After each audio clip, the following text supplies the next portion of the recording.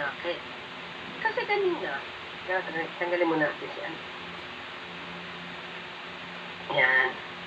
Okay, kanina kasi, di ba, budget hearing. Of course, pag pinag-usapan natin budget hearing, talagang dapat bubuo si CL.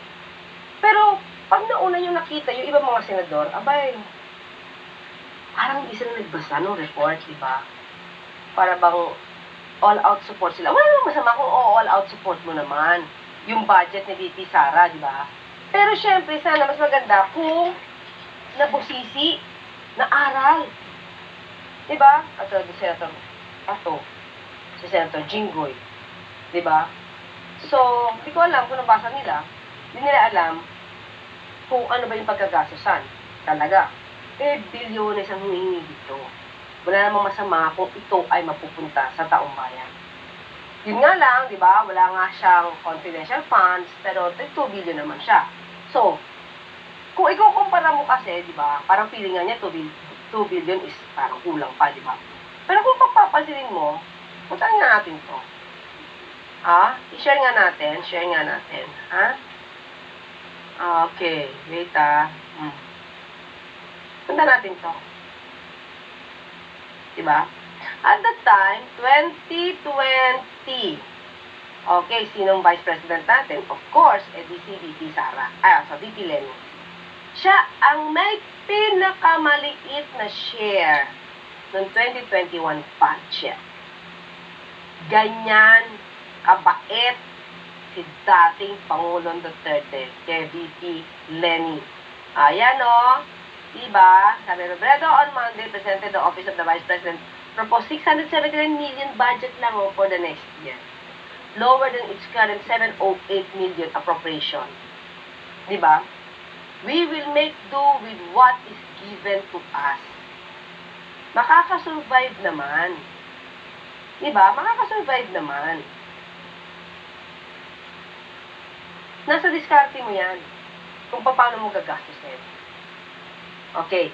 Pero dito kasi talagang tingin ko sa akin mga kakaklir, pinaghandaan niya yung pagdating nitong si Senator Risa.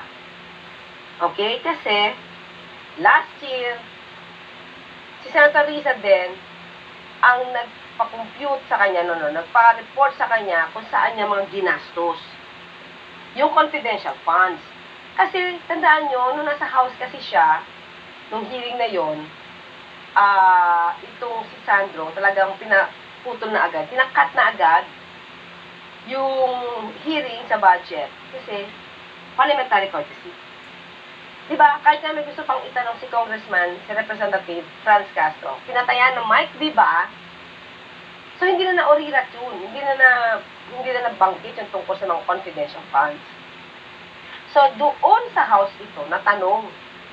Kaya, kumbaga, pag darating ulit, siguro, ito na yung pagkakataon, nandiyan si Senator Risa, humanda, ito si VP Sara. Nga, pakinggan natin, ha? At yung OVP family. Dalawang tanong lang po, Chair, para ngayong araw. Una po, I note that a huge chunk of the OVP's 2025 operations budget, 1.909 billion pesos, will be used for the delivery of socio-economic programs, such as one medical and burial assistance program. This supplements other healthcare programs of the government to assist indigent individuals and families. For 2025, 771.445 million will be allocated for the program. Sa loob niyan, 600 million pesos for medical assistance and 171.445 million for burial assistance, which are, Madam Chair, very similar to the medical assistance to indigent or financially incapacitated patients program o MAIF-IP of the DOH and DSWDs, assistance for individuals in crisis situations. Okay. So, in other words, ang pinupunto kasi dito ni Senator Risa, yung programa mo, VP, pareho na. Duplication. Diba? Baka naman pwedeng mag-isip ka. Ang dating sa akin, baka naman pwedeng mag-isip ka ng mga proyekto na hindi na kapareho ng ibang mga ahensya. Diba? Kasi lumalabas dito, parang hindi nag-iisip na ibang programa. Remember, yung confidential funds, kung saan yan nilagay, mga kaklir, tree planting, libreng sakay, free meals. Halos ganito rin. Diba? Na kung tutusin, hindi ito mandato ng OVP. Pwede siya mag-isip ng pwede pang gawin. Diba? Na makakatulong. Halimbawa, anong pwede mo maitulong? Mag-isip ka, paano tayo makakasurvive, diba, sa mga pangaharas ng China. VP ka naman Hindi ka naman sekretary ng DSWD. Diba? Marami kang pwedeng ibigay na idea, makatulong sa executive na mas malalim ang iniisip. Hindi ito mga tong pangtulong sa pangtulong sa medical, burial. So, kasi duplication na siya. Okay, sinabi niya DSWD kasi mababanggit pa dito yung sa AIX Wait. Or AIX. Ayan. Pangalawa, okay, tingnan natin share natin kung ano ba talaga ang mandato ng AIX. Under to ng DSWD. Share natin.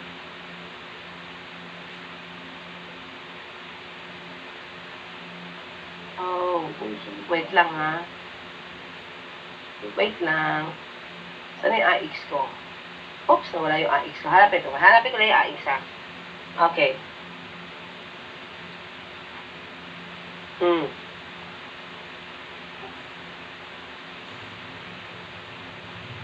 Bagal. Ayan. Kita nyo ba? Ay, forward. Share ko. Yan. Yun. Yan. Ay, maliit. Forward. Yan. Pag ito, pinuntahan nyo, lahat ng sinabi niya halos programa. The same. So, akit natin, Yan, AX.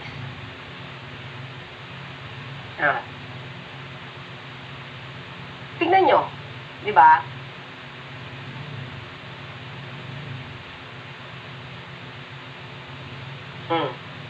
Halos pareho nung ginusto niya na ibigay. May medical assistance, funeral assistance, educational assistance, transportation assistance, food assistance. Yan din yung sinabi niya. Kaya napansin ito ni Senator Risa, diba? Dapat siguro, BP ka naman mag-isip ka ng iba. At kung ito man daw ang kanyang gagawin, ipasok mo na lang. Kumbaga, idagdag mo na lang doon talaga sa dapat kalagyan ng pondo. Kasi pareho lang Okay? So, ang tanong natin, diba? Bakit ito lang ang naiisip ni VP Sara? Hindi ba dapat mas malalim na kung paano siya tutulong? Kung paano siya makakatulong? Diba? Ay sabi nga natin, yung confidential funds na hindi dapat pang confidential funds, doon niya rin nilagay replanting, libreng sakay. Yan din yung gagawin nila. Okay? So, tuloy natin. Nations, which aims to provide relief goods to disaster-stricken areas not commonly reached by other agencies. Para doon 101.644 million pesos. And is also similar doon naman sa Disaster Risk Management Program of the DSWD. Third, relief for individuals in crisis and emergencies. Okay. I-ano natin I-advance na natin, alam na natin yan. Pero tayo sa medyo, nila, tarayan nila. Discretion of all the members of Congress to decide on the budget. We can only propose a budget for the Office of the Vice President. Pero magbibigay po ako ng halimbawa kung ganun po ang gagawin natin. Tulad po ng AIX ng DSWD. Kapag meron po kaming nire-refer o binibigyan ng endorsement ng AIX sa DSWD, kadalasan po nasagot sa amin ay hindi pwede dahil galing yan sa Office of the Vice President at kalaban yan. Mga ka-clear. Very clear sinabi niya. Hindi daw ini-entertain, siguro yung nire-refer nila, sa AIX. That's DSWD. Hindi ini-entertain dahil kalaban. Tandaan natin, si VP Sara, by nature, mataray siya. Kung totoo siya, ang dami nga niya nireklamo ngayon, di ba? Nireklamo yung security niya. Nireklamo yung pagkuha niyang picture sa kanya sa airport. Nireklamo niya si General Romel Martir, di ba? Tawag nga niya, Romel. Ito pa ba? Ito pa bang tinatanggihan yung opisina niya? Ang hindi niya bobeltahan? Hindi ba? Bakit ngayon niya lang yan sinasabi? Afterthought ba to? Diba? Dapat doon niya pa yan nasabi kung totoo na tinatanggihan yung nire-refer nila. Yun, sa akin, nag-iisip lang ako kasi sa taray niya na yan, hindi yan makakalisap sa kanya. Babanatan niya yun, yung sasabihin na kalaban. Hindi namin pagbibigay niya, kalaban niya. Parang hindi ako makapaniwala doon na hindi niya bubeltahan, tapos ngayon niya lang yung sasabihin. Diba? Minsan po, totoo yan, na pupolitika ang assistance para sa ating mga kababayan. Kaya po, uulitin ko, napupolitika daw yung assistance. Kailan ka pa nagreklamo? Ngayon lang? Matagal naman naging politiko. Tatay mo, naging politiko, naging presidente. Nung panahon ba ng tatay mo, hindi na po politika ang budget? Diba? Buti nga, ito, ang dami mong pang kakampi, actually. Ang dami mong pang kakampi. Diyan sa... Ito. Ang dami mong pang kakampi diyan sa Senado. Nung panahon ni DP Lenny, meron ba? Ano ba ang turing ng tatay mo ni dating Pangulong Duterte sa isang vice president? Remind ko lang kayo. Ito ang turing ni dating Pangulong Duterte. Okay? Kay VP Lenny. Yan. Di ba tinawag niya lang na spare tire si VP Robredo? Spare tire lang siya. Buti nga, ngayon, ang paggalang sa'yo ng Senado, ng Senate, gano'n na lang. Natingin ko hindi naranasan ito ni VP Lenny nung panahon ng iyong ama. Okay?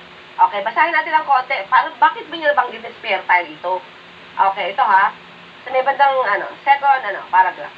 Visibly irritated, Duterte started his weekly talk to the nation by falsely calling Robredo dishonest for supposedly claiming he was absent during Typhoon Ulysses onslaught. Pag gano'n pala, pag may bagyong malaki,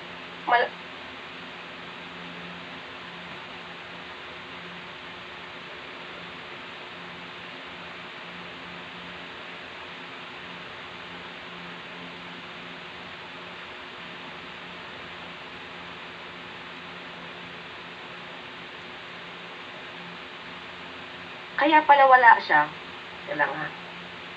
Kaya pala wala siya nung Ulysses. Ito yung isang pinakamalaking baha nung panahon niya. Ganun pala. Diba? Meron palang history. Na pagka lumalakas ang bagyo, nawawala itong ang mga Duterte. Nagkataon lang ba to? Kasi isa si Ulysses sa pinakamalakas na bagyo eh. Okay? Ayan, teka lang ha, wala na iba kong mga video. Wait lang po. Teka lang po, babalik ako, wait lang, wag kayo alis, hahanapin ko lang sandali, Alis lang ako sa camera. Alis lang ako sa camera po, for a while. Okay, habang hinahanap po ang ating mga video files. Okay? So, yun. So, diba, parang ang sakit naman. Nasabihin pa ni dating Pangulong Duterte na itong itong si VP Lenny, tayo. Okay? Ayan. Senator Alan Cayetano is now recognized. Good afternoon, Madam Chair. Wala po iulit ko na po yung ating mga video kasi kanina nakaset up na nawala pa Bigla ko nawala Okay?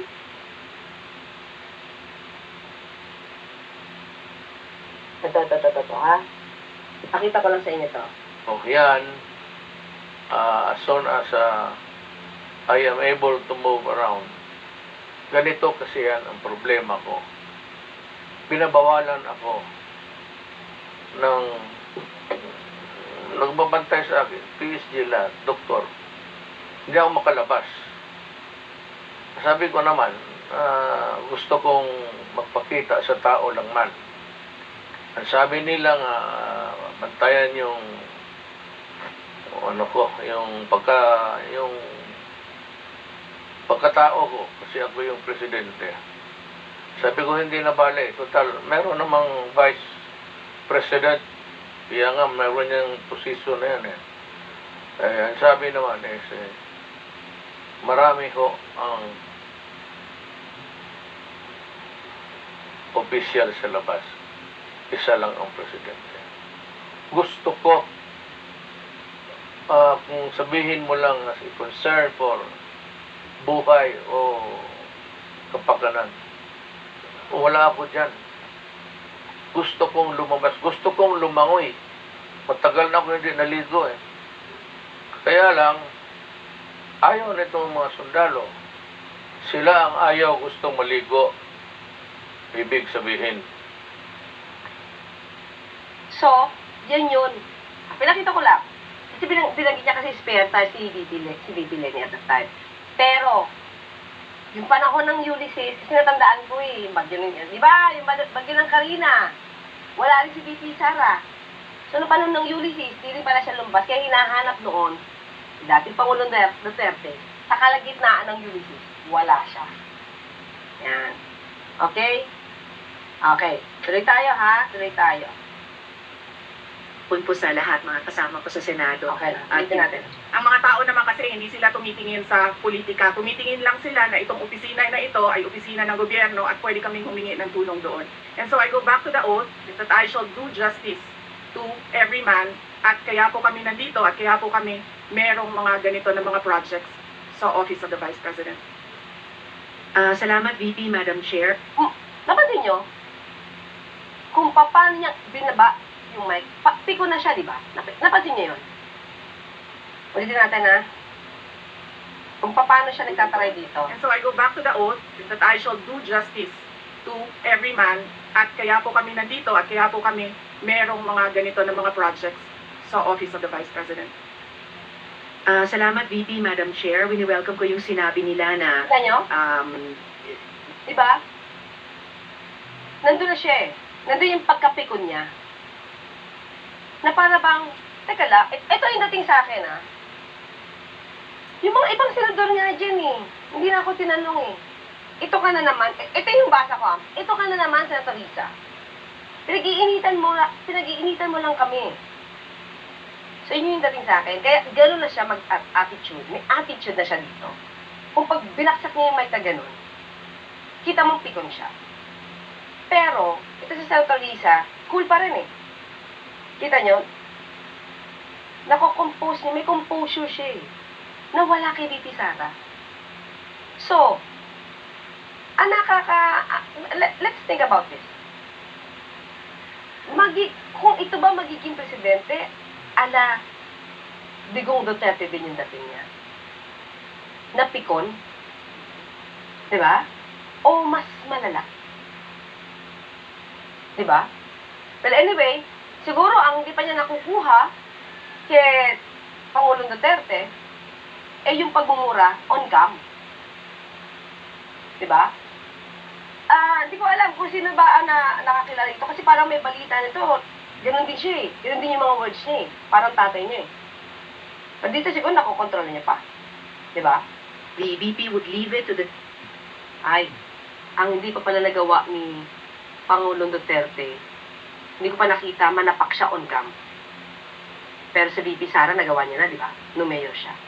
So, siguro yun pala yung difference. Kasi si Pangulong Duterte, lagi na nanakot kasi may baril siya. Siya na nanakot, K-I-L-L lang, lagi. Di ba? So, kay VP Sara, wala pa yun. Okay. discretion of the members of Congress. Medyo nagitla ako nung sinabing minsan pag may nire-refer ang OVP para sa AIX, ang feedback ay kalaban niya. Dahil Madam Chair, I believe tayo sa Kongreso when we appropriate the budget, merong implicit na assumption tayo doon na pagkatapos, in the exercise of our oversight function, yung pala yung level ng professionalism we demand of ourselves ay presumption of regularity, ina-expect natin sa lahat ng members ng executive, lalo na when they are working together. Kaya, gaya ng sinabi ko kanina, wini-welcome ko yung sinabi ni VP na they would leave it to the discretion of the members of Congress, and tayo naman na hindi tayo bibitaw sa mahigpit nating pag-ensure na these programs be implemented by the appropriate agencies o kahit in collaboration with each other na naaayon talaga sa tamang standards above partisan politics.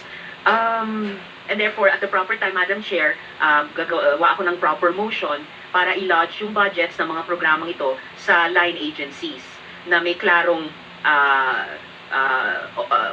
So mukhang makikialam dito si Senator Risa sa budget para diba, ma-align niya doon sa tamang agency kung saan dadalhin yung pera. opportunity for OVP na mag-request for allocation as for other offices in the executive. Yung huling tanong ko sa ngayon, Madam Chair, for 2025, one of the OVP's programs, Pagbabago Campaign, 1 Million Learners Entries, involves the provision of bags to 1 million learners in remote communities while initiating tree planting activities. Oh, yan na naman, di ba? May tree planting na naman tayo. Hindi nawawala yung tree planting na yan. Di ba? Pati sa DepEd, nag-tree planting siya. Di ko alam, mga kakli, di ko alam. Magkano ba dapat ang budget sa tree planting? Di ba? Kasi yung nag-tree planting naman, volunteers naman yun, di ba? May bayad ba yung nito? Gano'ng kamahal yung pinaka-plant na itatanim mo? Yung pinaka-puno niya? Diba? Ba't umaabot ng milyones to? Umabot ng 125 million kasama sa tree planting to, ha? Yung confidential funds niya. This gets an appropriation of 100 million pesos. Part of this campaign is an allocation of 10 million pesos for the distribution of Isang Kaibigan Books, a children's book authored by the VP. Pwede po bang sabihin ni VP sa atin more tungkol sa content ng librong ito na bibilihin ng gobyerno for distribution? Ilang libro ang bibilihin at i-distribute, Madam Chair? Mga clear, very legit ang question. Diba? Bakit? Popondohan to ng gobyerno. Popondohan ng pera, ng tao bayan. Funds to eh. Government funds to. So, tanong lang naman, anong libro to? Ilan ang bibilhin? Kumbaga, saan i-distribute? Ilan na makikinabang? Hindi ba legit na tanong yon? Legit yun. Madam Chair, let me make a rebuttal and another example of politicizing the budget of the government. Ito pong sinabi ni Senator Risa Ontiveros na at the proper time she'll make a motion to lodge the budget, the requested budget of the OVP to the other agencies. Let me just quote Senator Risa during the Akbayan Congress. Alam ko po na ang daming kalat ni Duterte na hirap tayong linisin. Ang kadiliman noong panahon niya ay talaga namang nanuot sa ating lipunan para mansa na napakahirap tanggalin. At habang ang anak niya ay may kapangyarihan pa, hindi magiging madali ang ating laban. While VP Sara is in power, the threat of a full-blown Duterte comeback is still a very real and present danger. For one, they are supported by one major superpower, China. So that is an example of politicizing the budget. Mga clear. Very clear ang tanong ni Senator Risa. Ano tong librong to? Ilan ang bibilin? Para saan? Sino makikinabang? Bakit pumasok yung issue tungkol dun sa kanyang message sa Akbayan Congress? Hindi to ang pinag-uusapan. Pero para maipakita niya na ang tanong nito si Senator Risa ay malisyoso. Diba? At yung plano niya na i-align na lang yung budget papunta sa tamang ahensya na gumagawa naman talaga ng ganitong klaseng mga social services. Pikon siya. Kasi ayaw niya matanggal sa kanya yan eh. Bakit? Di siya pwede matanggalan ng budget na yan dahil gagamitin niya rin yan sa politika.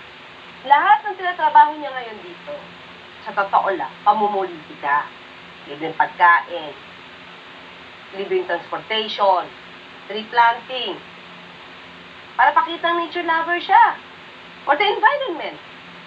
Good naman yun, walang problema. Pero bakit nga ang dating, duplication lang yung trabaho mo, when pwede mo na lang idagdag yan sa tamang ahensya? Bakit lipat dapat ba? Alam mo yun, mag-pass through. Iko-cost through pa sa'yo. So, ano ang balak, diba? Billions to. Hindi tulad ng panahon ni VP Lenny. Nakakakuha siya ng ibang sources para gamagampanan niya yung ibang trabaho niya. Diba? Sa kanya, kailangan pera. At bumili pa, diba? Ang sabi niya, yung libro, authored. Authored niya. Nandun yung pangalan niya. Diba? Lumalabas dito, pinopromote niya yung pangalan niya sa pamamagitan ng mga bata. Okay, tuloy natin ha. Kasi ang layo na nung sinabi niya eh. Ang layo na nung sinabi niya. Dahil ang usapan dito, ilan lang libro bibilin. Bakit kailangan ka mag-segue ng ganyan? Ba't kailangan mo dyan dalhin ang discussion? Diba? Para mapakita mo sa taong nakikinig. Nitong si Risa, lahat ng tanong nito, malisyoso. Ganun yun. Of the government. May we request, Madam Chair, that Senator Risa Ontiveros repeat the last question. See? Diba? Hindi niya inisip talaga yung tanong. May we request that Senator Risa to repeat the question? Ibig sabihin, hindi niya nakukuha yung tanong. Gusto niya lang banatan agad through this. Pinagandaan niya yan. Diba? Na, sa akin, for me, kayo mga ka-clear, it's uncalled for.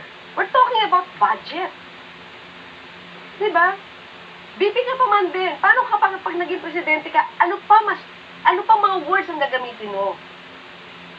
Ikaw na yung pinaka-highest officer of the land. Ano pa? Diba? Hindi ba mas delikado? Tatanong lang naman. Nagtatanong lang. I will certainly, if you request, Madam Chair, repeat my question dahil walang kinalaman sa kasasabi lang ng VP ngayon. Diba?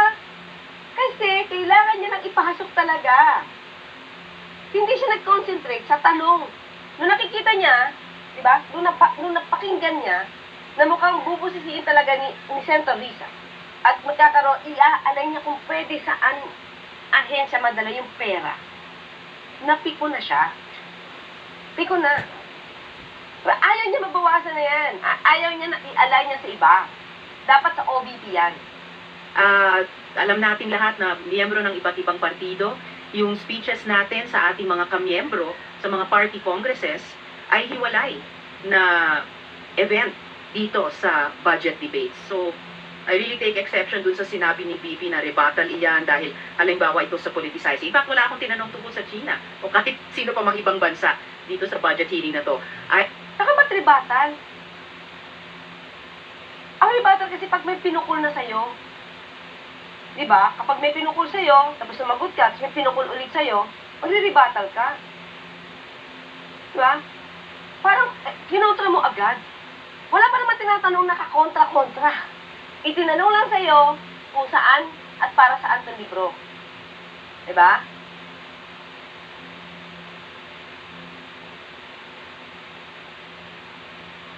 I am asking about yung national budget na ipapasa natin sa Kongreso para sa bansang Pilipinas sa taong 2025.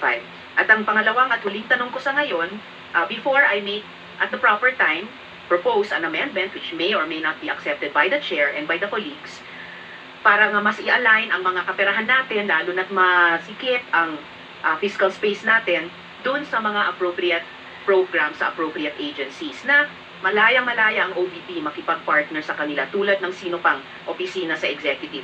Ang tanong ko po ay ilang mga libro ng isang kaibigan ay bibilihin at i-distribute at ano, if the VP could tell us more about the contents ng librong ito.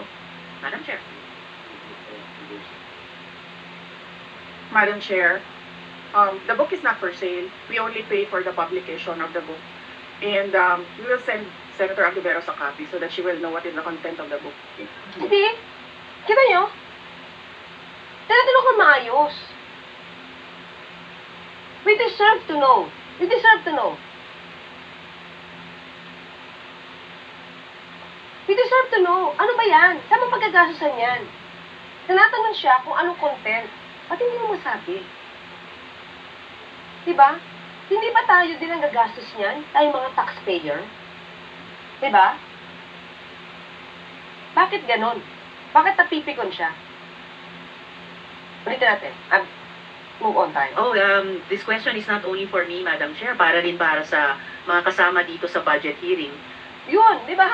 Kasi, sabi niya, sige, ay bibigay ko na lang sa kanya. Bibigay ko sa kanya yung kopya para malaman niya yung content. Is that the right answer? Sabi, tama si Senator Risa, hindi lang para sa akin to. Para sa mga tao to. Di ba?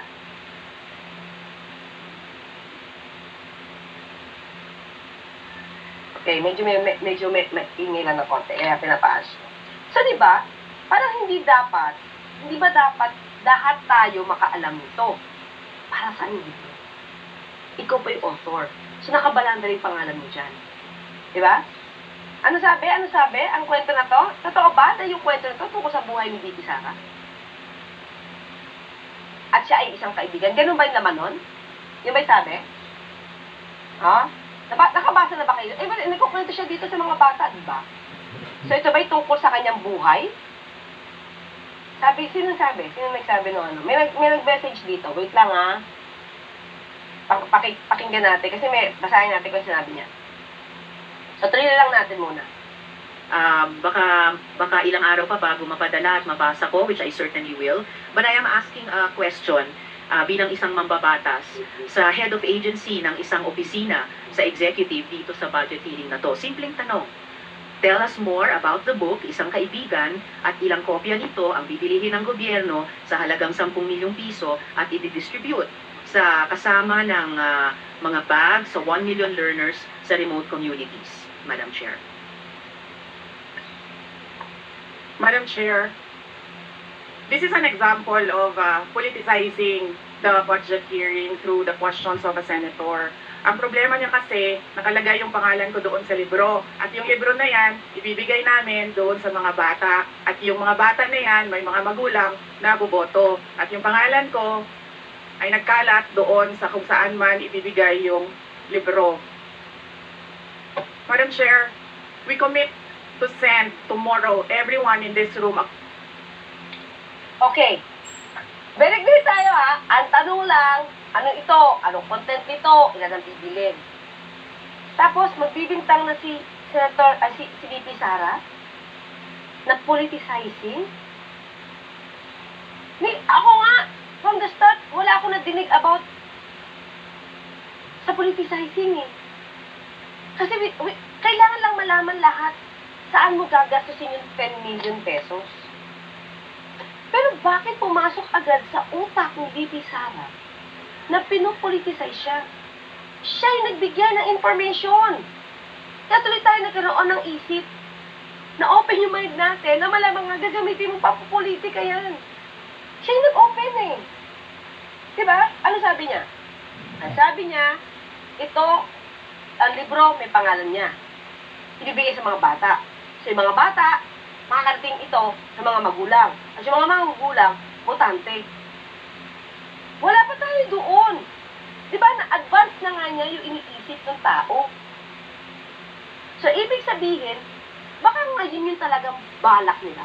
For this book, kumalat yung pangalan niya, ilan ba? 1 million, diba? 1 million learners. 1 million ito. Libro na mabibigyan. Hindi ba yung pamumulitika? Sa kanya nang galing. Yung idea, nagpupunta ito at makikita ng mga magulang na doon yung pangalan niya, sa kanya nang galing, sa bibig niya nagmula. Diba? Kung wala, nung tayong nadidig ko to, wala tayong nag-iisipan na namumulitika, eh. Until inopen niya. Sa kanya galing. Sabi ni Gertrudes, parang buhay yata niya yung nasa kwento. Anyway, tignan natin kung ano talaga. Siyempre, pagkakaibigan, yun na ino-offer niya. O, di maganda naman talaga yung topic. Kaya lang, as VP, sa akin as VP, parang hindi naman natin minamalit yung gumagawa ng kwento. Mahirap gumawa ng kwento pambata, di ba? Pero as VP, tingin ko dapat mas sinusulat mo na about politics. Para mas malalim, di ba? Hindi na yung pambata. Okay? Okay, may nag-message dito. Ay, nawala. Isang. May nag-message. Basahin natin. Liit. Basahin natin. Sino? Si Pasita? Story of Sarah daw. yung book, attorney. Napanood ko yan. Pikon, unmannered, unethical, magsasagot si Inday Sara. Okay, may mga isinasagot wala sa topic. Yun na nga. So, galing kay Ma'am Pasita Cesa. So, lumalabas talaga, buhay niya, ay talaga pamumulitika nga yun.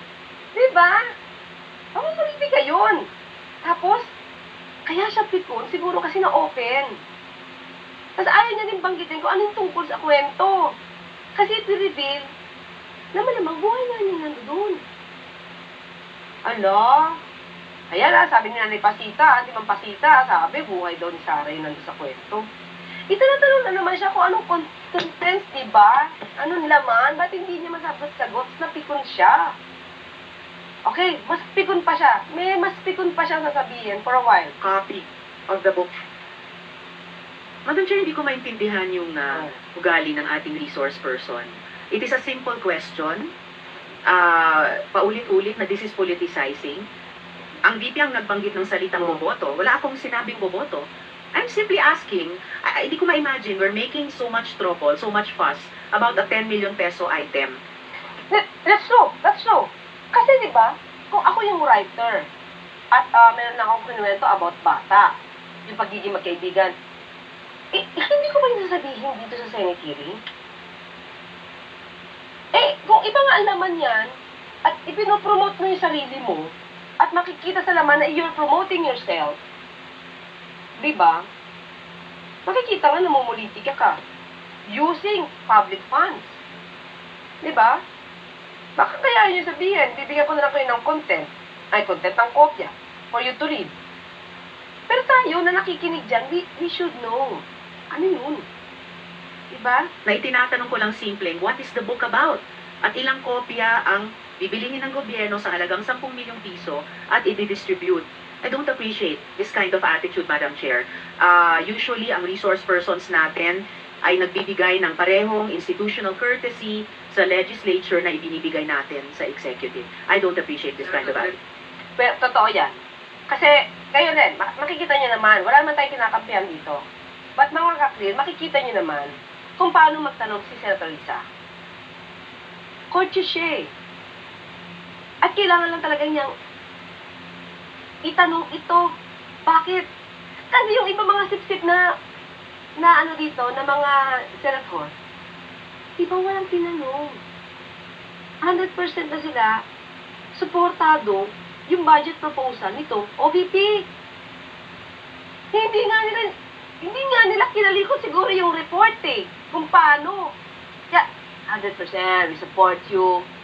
Since kanina nagsimula, parang nakita ko si Senator Bato, tapos si Senator Bongo, Senator Jinggoy. Hindi ko nadinig si Senator Robin pero nandun nakita ko tango-tango. So most definitely, yun pa ba?